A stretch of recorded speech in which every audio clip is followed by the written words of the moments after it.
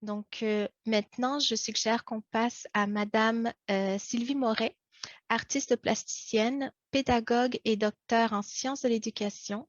Elle est professeure en théorie de la formation artistique à l'Université du Québec à Chicoutimi et chercheuse associée au groupe GREX Expérience et du laboratoire collectif de recherche en enseignement des arts créa.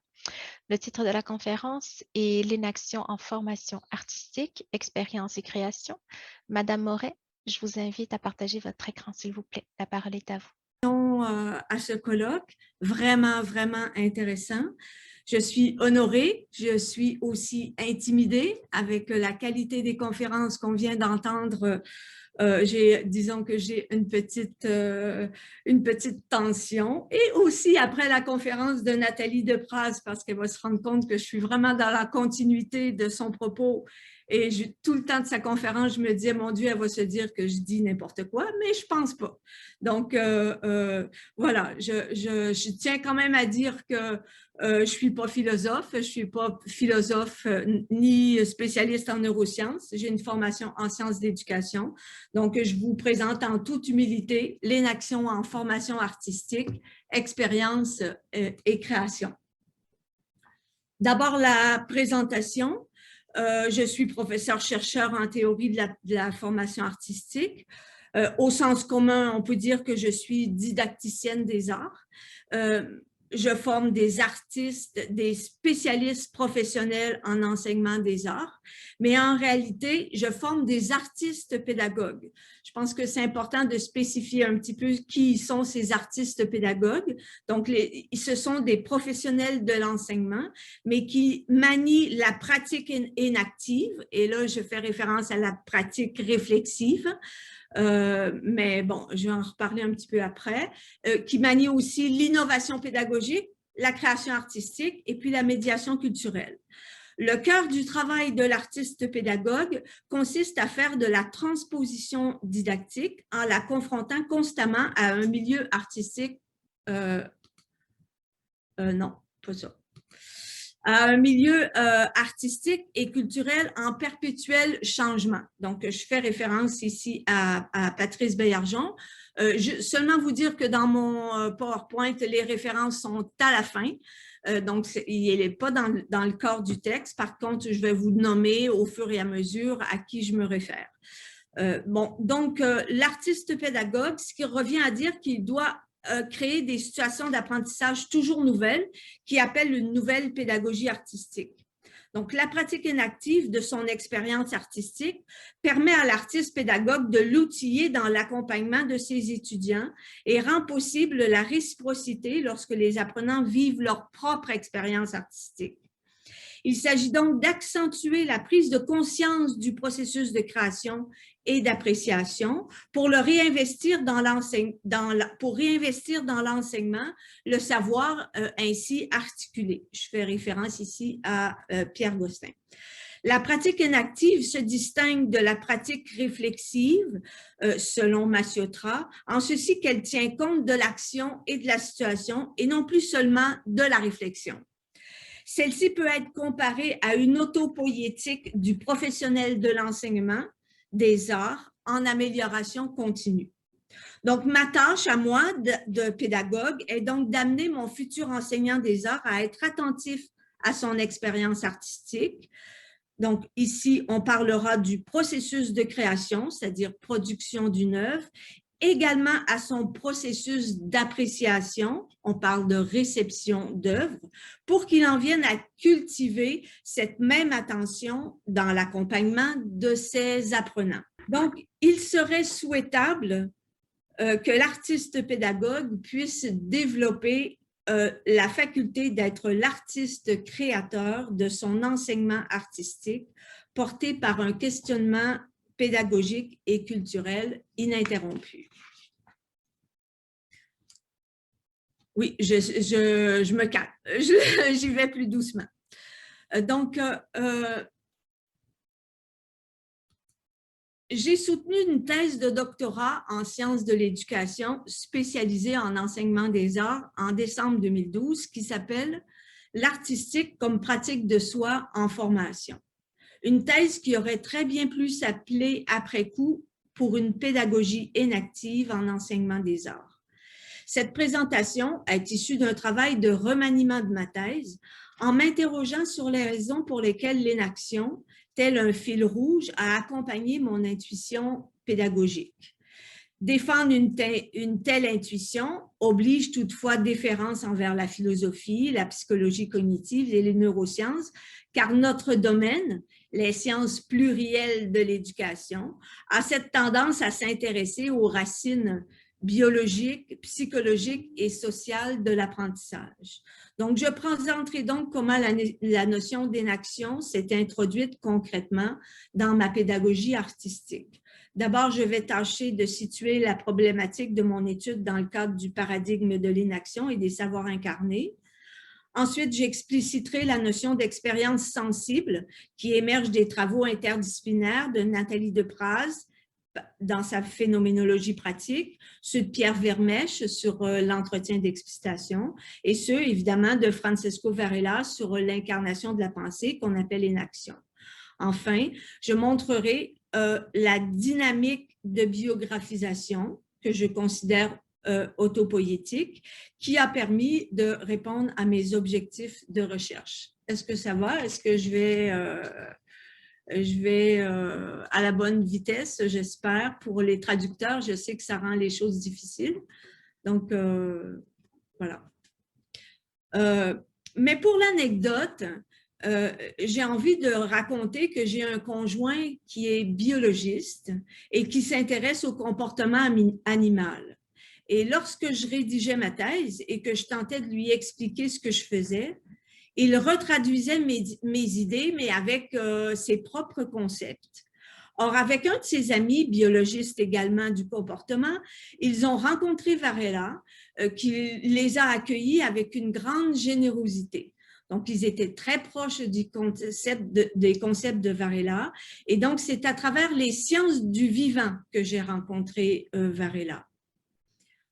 Quand peu à peu, je commençais à comprendre, et puis c'est pas terminé, et puis je vais continuer à chercher, les repères sur lesquels je m'appuyais se déplaçaient. Et ce qui émergeait à ce moment-là, c'était l'idée que l'on peut apprendre de façon autonome dans un couplage permanent au monde. Cette idée s'imposait comme une évidence et mes repérages prenaient sens autour de cette approche. Il faut dire aussi que l'inaction résonnait avec ma pratique enseignante et trouvait là toute sa cohérence. Mais une question fondamentale émergeait, puisque tout relève d'un processus émergent, immanent et largement déterminé par les paramètres environnementaux. Que devenait donc notre construction individuelle? Qu'en est-il de notre processus d'individuation?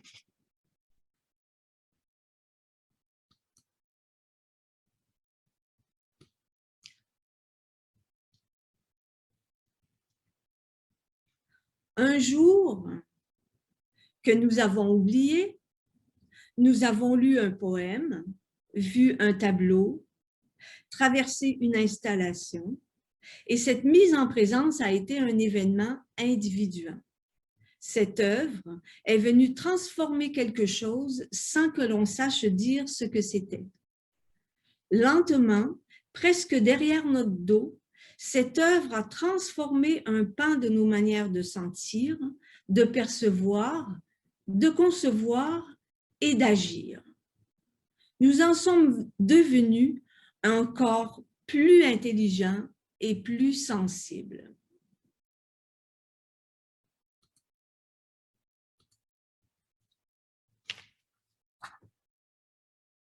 Cette expérience sensible de l'artistique, il s'agit ici d'appréciation culturelle, c'est-à-dire réception d'œuvres, mais nous parlerons également de la création, c'est-à-dire la production. Donc, cette expérience de l'art, donc, que nous avons certainement oubliée, est de l'ordre de l'expérience vécue, de l'expérience sensible. C'est une expérience individuante qui nous transforme intégralement, intimement, comme personne humaine. Cette expérience est très présente dans la littérature, dans les romans de formation, en histoire de l'art, aussi également en philosophie. De nombreux témoignages d'artistes confirment également que l'art est formateur et les programmes scolaires s'en accaparent. Je dirais que l'expérience sensible de l'artistique met en branle ce que j'ai nommé avec Bernard Honoré dans ma thèse, notre formativité humaine. En revanche, et c'est bien ce qui pose problème, c'est que nous ne nous sommes jamais demandé ce qui en est pour celui ou celle qui vit cette expérience. Comment et à quelles conditions l'expérience sensible de l'artistique met-elle en acte notre formativité humaine? Donc, l'objectif de ma recherche était d'amener mes futurs enseignants des arts à décrire leur expérience artistique afin de dégager ce qui en est du processus de formativité. Dans un deuxième temps, il s'agissait de développer depuis ces vécus singuliers une pédagogie artistique qui peut répondre aux exigences de la formativité humaine. Donc, pour comprendre cette expérience sensible, le seul chemin possible pour moi était celui de la phénoménologie. Par phénoménologie, nous dit de Praz, on entend le plus souvent une approche qui cherche à suspendre les théories et les précompréhensions et met au premier plan la description de l'expérience vécue. Elle ajoute parler, écrire, décrire en première personne. C'est adopter, selon l'expression de Pierre Vermèche, une prise de parole incarnée, c'est-à-dire entrer dans un régime d'expression qui se manifeste à travers un contact concret avec ce que l'on vit au moment où on le formule. Je me suis donc engagée dans une recherche en première personne. Et que dire de ce corps plus intelligent et plus sensible? Il faudra de toute évidence situer la recherche dans le paradigme des savoirs incarnés. Donc, sans vouloir répéter probablement toutes les descriptions qui ont pu arriver dans toutes ces merveilleuses conférences que j'ai entendues, disons que je fais une synthèse de tout système vivant, selon Maturana et Varela. Donc, depuis une vingtaine d'années, un nombre important de chercheurs considèrent qu'on ne peut comprendre la cognition qu'en considérant l'individu comme un organisme vivant, produisant des actions et interagissant avec un environnement physique. La cognition se construirait à partir des interactions sensorimotrices avec l'environnement qui ne servent pas de base à la construction des représentations, mais qui sont la construction même de la pensée. La cognition, loin d'être la représentation d'un monde prédonné, est l'avènement conjoint d'un monde et d'un esprit à partir de l'histoire des diverses actions qu'accomplit un être dans le monde. Vous aurez reconnu Varela et ses collègues. Le courant énactiviste, dont Thureau et Noé notamment, replace l'action donc au centre des processus perceptifs et cognitifs. L'activité humaine serait donc fondamentalement cognitive, dans le sens où elle mobilise et construit des savoirs, ce qui nous rapproche des thèses pragmatistes qui placent l'action comme fondement premier de l'expérience humaine. Voici donc notre être vivant autopoïétique. L'idée fondamentale que le cerveau existe dans un corps qui lui-même est situé dans un environnement avec lequel il va interagir apporte une vision différente de notre rapport au sensible et conséquemment notre relation à l'expérience artistique. Nous pouvons dire que l'expérience de l'art ne se limite pas aux seules émotions supposées produire, et là je me réfère ici à Estelle Mengal et Baptiste Morisot que j'ai cité plus haut, mais engage la personne entière, corps-esprit, intelligible et sensible, poésie et savoir entremêlés. L'expérience de l'art met en branle notre biographie corps-espace avec cette capacité autonome que nous avons à s'autoproduire, s'auto-organiser et donc à se transformer.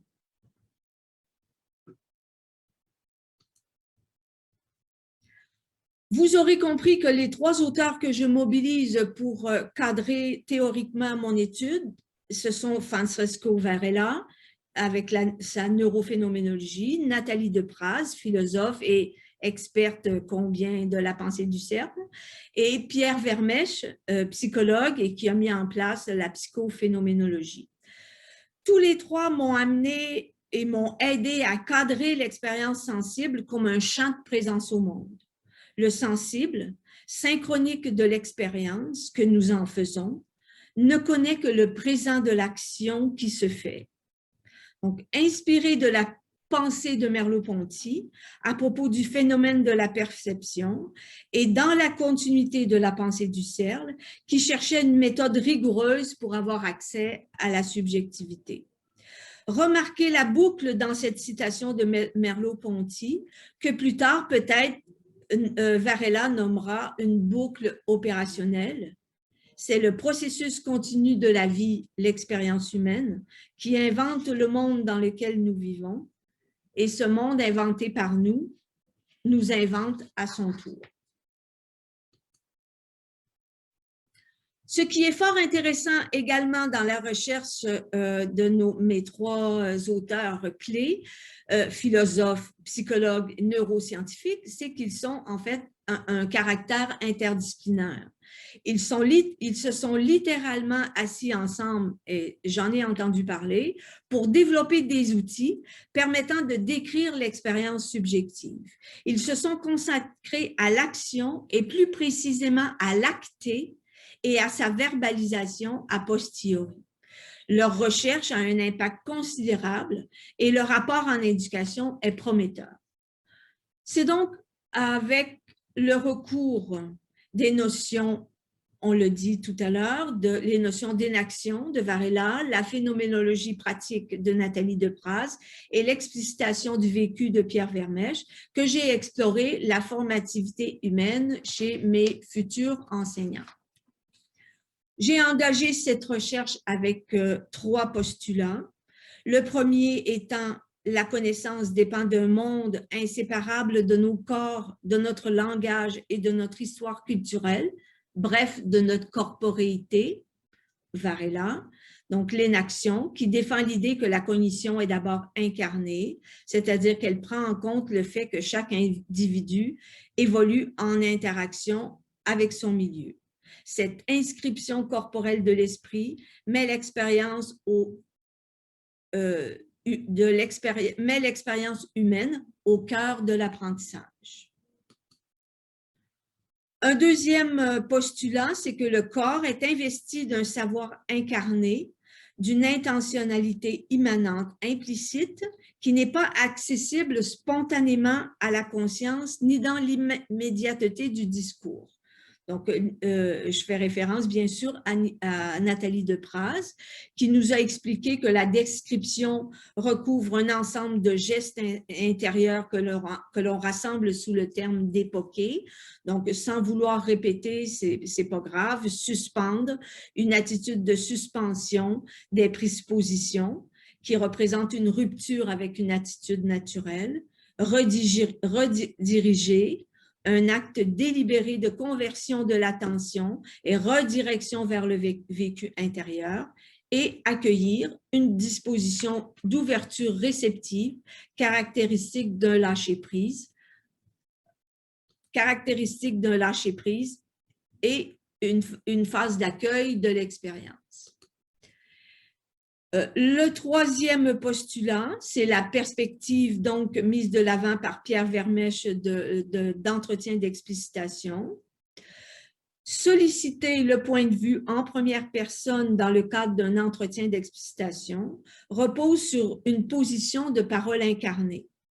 Il s'agit de tourner son attention vers l'évocation détaillée du vécu avec ses dimensions concrètes, sensorielles et affectives.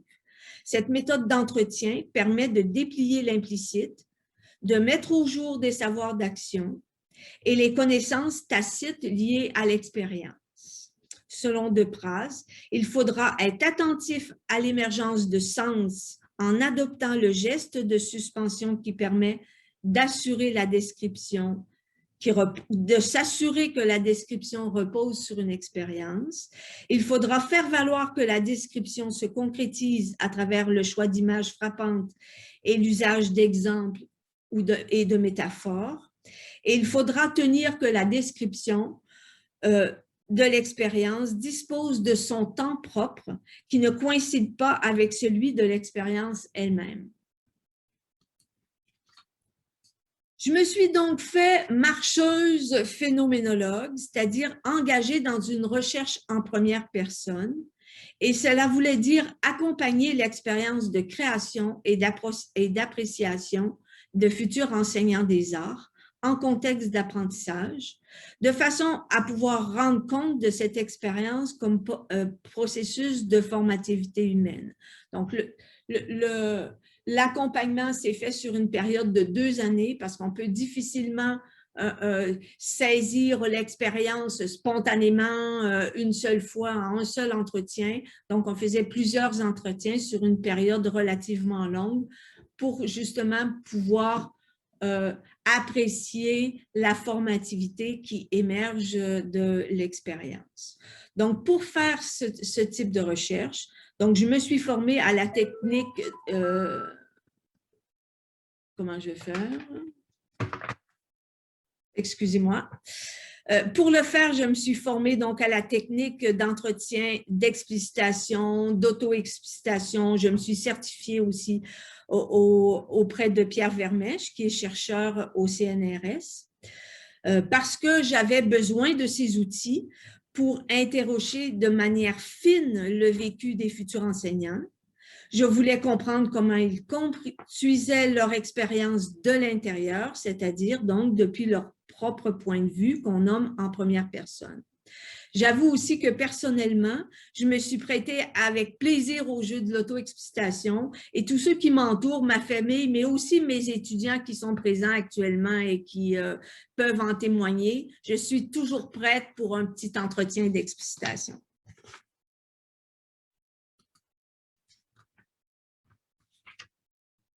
Brièvement, lors de ces entretiens, j'amenais le futur enseignant donc à mettre en évidence et en mots ses expériences sensibles de création ou d'appréciation. Au cours de ces entretiens, je les interrogeais sur les critères qui guidaient leur action, c'est-à-dire ce à quoi ils faisaient attention à ce moment-là. Je m'intéressais aux informations qu'ils prenaient sans en avoir conscience, sur eux-mêmes, sur les autres, sur l'espace, sur la temporalité. Je m'intéressais aussi aux activités de visualisation et les images qui les habitent et sur lesquelles ils s'appuient. Je m'intéressais aux activités mentales, qu'est-ce qui agissait comme support ou au contraire comme entrave à leur création. Et je m'intéressais également aux stratégies et aux représentations implicites qui les habitaient, de manière à ce qu'ils en prennent conscience et qu'ils prennent conscience donc de leur expérience.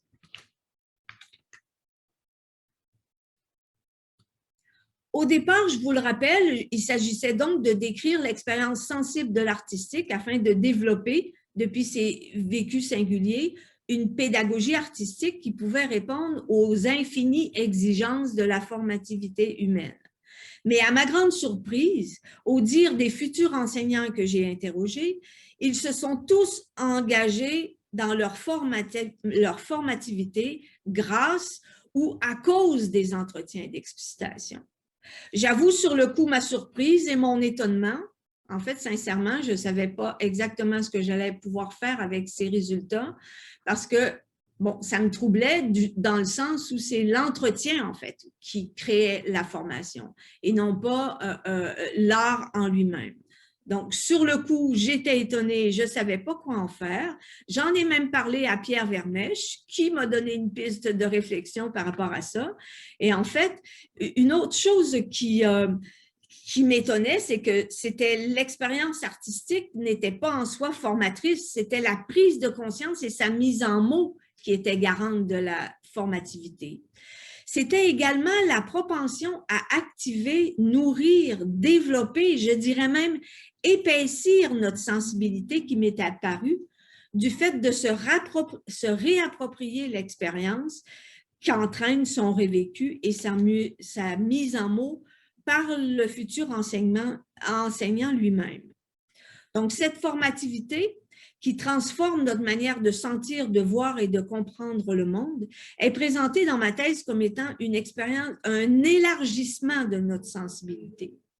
La formativité humaine s'active donc grâce à cette parole incarnée et tout ce que cela veut dire d'évoquer l'expérience sur un mode concret de revécu. Pour mettre en acte la formativité humaine, ma pédagogie artistique devait donc tenir compte de cette parole incarnée. De là, j'ai mis en place dans mes cours de didactique des arts une dynamique de biographisation qui s'articule autour donc de la parole incarnée, le revécu des actes et la mise en mots. Il faut dire que cette dynamique, je l'ai explorée, ça fait quand même quelques années que je la mets en place, que je la travaille et que je m'entraîne à le travailler avec mes étudiants. Donc, elle s'est améliorée avec le temps et surtout, elle s'est concrétisée. Mais donc, c'est une dynamique qui arrive en 3 temps: expliciter, conscientiser, biographiser, mais vous aurez compris que ce n'est pas linéaire et que c'est toujours en boucle.